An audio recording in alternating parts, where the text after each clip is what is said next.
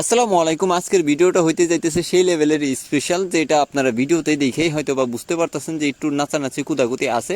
তো সকালবেলা যে আমার কাজগুলো থাকে সেগুলো করলাম, যেমন গরু বাঁধা বা টুকিটাকি মুরগিকে খাবার দাবার দেওয়া, এগুলো শেষ কইরা লেবু বাগান নিয়ে একটু গবেষণা করতেছে যে রমজানে যে পরিমাণে দাম হবে লেবু, এগুলো বিক্রি করে তো আমি কুটিপুটি। তো কিছু মাটি মুটি কাইটা মুরগির ঘরটারে আমি একটু ওকে করবো, ওকে বলতে সামনে কিছু বাচ্চা উঠবো, ওই বাচ্চাগুলোরে বোর্ডিং করবো। তো এই জন্য লাউ নিয়ে পরীক্ষা নিরীক্ষা করে দেখলাম যে লাউটা মুরগিরে খাওয়াইলে বেশি ভালো হইব। আর বাজারে আসলাম, তরমুজের দাম শুই না তো মাথায় হাত, তরমুজের চিন্তা ভাবনা বাদ দিয়ে রওনা দিলাম বেগুনের চারা আনতে। তো বেগুনের চারা আনতে আমার আঙ্কেল বলছিল তুমি এখানে আসো, এই দ্বীপের মাঝখানে আমি আলু তুলতেছি, তো এখানে আসলেই হইব। তো এখানে প্রায় 1টা পর্যন্ত ওয়েট করলাম, যার আশায় আসছিলাম তিনি আলু তুলতেছিল। তো তার সাথে আলু তোলা বাদ দিয়ে আমি রওনা দিলাম দুপুরের সময়। তো উনিও বাসায় যাইবো, ওখান থেকে আমারে তুলে দিব হইলো বেগুনের চারা। তো বেগুনের চারা মোটামুটি 500 পিসের একটু বেশি ছিল, ওগুলো নিলাম।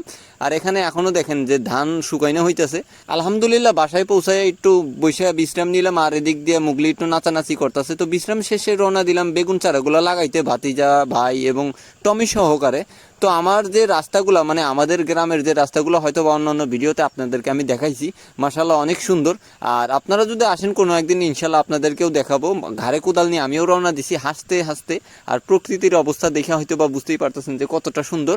আর আমাদের এই যে মহাসাগরটা দেখতেছেন, আমাদের এই টাইটানিক দিয়ে পারাপার হইতে হয়, যেটা আপনারা এর আগের ভিডিওতে দেখছেন। চিন্তা ভাবনা করলাম এগুলা লাগানোর আগে, মানে বেগুন চারা লাগানোর আগে 2-4টা বড়ই খায় নেই, ভাতই যারা বড়ই ঠড়ি তুলতেছে। আর ভাই এদিক দিয়ে মানে লাইন সিরিয়াল বাই সিরিয়াল করতেছে, আর কিছু গোবর দেওয়ার দরকার।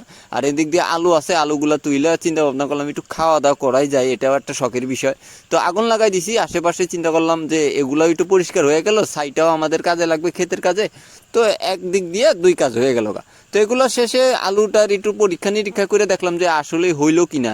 তো আলু হয়েছে ঠিক আছে, কিন্তু ওরকম কাঁচা ছিল, পুনরায় আবার দিয়া ঠিকঠাক করে রাখলাম। আর টমি এদিক দিয়ে আমার সাথে একটু ফাইজলামি করার সুযোগ চাইছিল, তো সুযোগটা আমি ওরকমভাবে দেইনি। আলু মার্শাল্লাহ এবার ঠিকঠাকই হয়েছে। তো আলু রেখে চিন্তা ভাবনা করলাম এটা ঠান্ডা হোক, আর আমার কাজগুলো সাইডা নেই। আমার কাজগুলো বলতে আমার পানি আনতে হইব, আর পানিগুলো এই যে মাদায় মাদায় দিতে হইব। প্রথমবার ভাই আনছে, ভাই এখন নামাজ কালাম পড়বো, আর আমি পানি দেওয়ার কাজটা সাইডা নিই। আর বাতি যারা এদিক দিয়ে লাগাই ফেলুক চারাগুলা।